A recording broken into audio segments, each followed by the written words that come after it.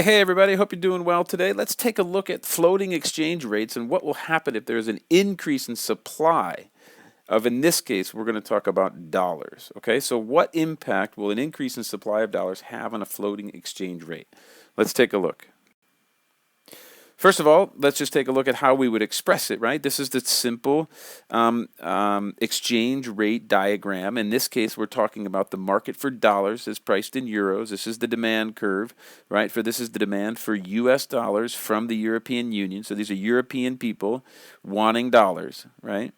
And over here, this is the supply curve for dollars. And of course, we're going to go back to our default thing that we do for all exchange rates is we imagine that dollars are only available in the United States. So the supply of U.S. dollars from the United States. And we can see right now, in terms of the pricing of a dollar in a euro, a dollar is worth 0.8 euros. Okay? So we know we're going to have an increase in supply. So how would we show that? Well, an increase in supply would mean that people from the United States are actually going to sell their dollars to buy a different currency. In this case, and by selling your dollars, of course, what you're doing is you're increasing the supply in the world markets. Right? So American citizens from the US are taking their dollars, they're going to the foreign exchange market, and they're buying euros. Okay, which will lead to an increase in demand of euros. As you see, there's an increase of supply of dollars entering into the marketplace. As a result, there's going to be a depreciation of the dollar down from 0.8 euros down to 0.7 euros. Okay, so you should be able to put all of this together. It's a really simple supply and demand graph, but you got to think about this is really telling you two things: an increase in supply of dollars in the marketplace.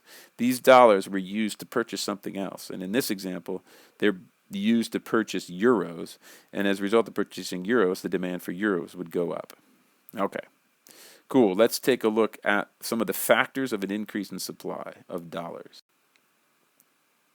Okay, so U.S. citizens will supply dollars when they wish to buy European goods and services, when they wish to invest in European firms, when they wish to save in European banks, or when they wish to speculate in the prospects of the euro getting stronger. Okay, so buy, invest, save, speculate. Buy, invest, save, speculate. But in this case, these are U.S. people thinking about that the euro is going to be more valuable than the dollar. So they're changing their dollars to euros. Okay, cool. So thus the supply of US dollars will rise if there's an increase in their demand in US citizens' demand for European goods, causing US citizens to sell their dollars to buy euros. Okay, so why would a US citizen take his or her dollars and buy euros? Number one, if inflation rates in the U.S. are higher than in the EU, then a U.S. person would want to take their dollars and buy euros to invest them in a European bank because in a European bank, inflation rates are going to be lower. Okay. Another reason why a U.S. citizen want to take their dollars and buy euros is if they have an increase in income. Remember, an increase in income in the United States is going to lead to an increase in demand of all goods globally. And maybe if you have more money in the United States, maybe you're going to fly to Paris and go on a vacation. And so because of that increase in income, you're going to now need more euros once you land in Paris in order to have a good time. Or you just might want to, it might be something you want to do. All of a sudden you can afford some sort of European product that you've always dreamed of.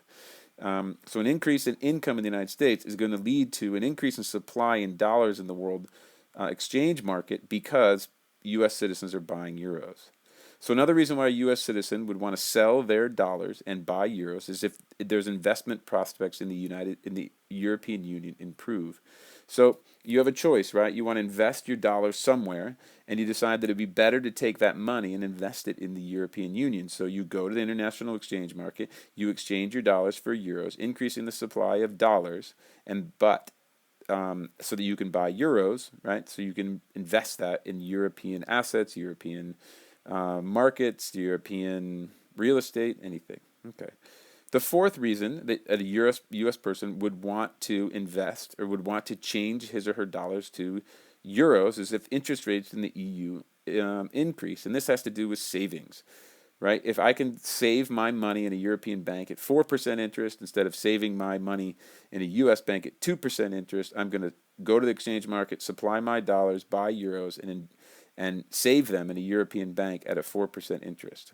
Okay, and the last reason why United States citizens want to speculate is if you, sorry, the last reason why U.S. citizens would want to sell their dollars to buy euros is if they are speculating in the U.S. that they think that the value of the U.S. dollar will fall in the future, so they buy euros. If U.S. people think that the value of the dollar is going to go down, like a lot of people are selling their dollars maybe, and it's going to depreciate, then they might want to take those dollars, buy euros, so that they can play the currency market, right? Because the euros are going to inherently, if people are selling their dollars to buy euros, the demand for euros is going to go up, and euros are going to be stronger.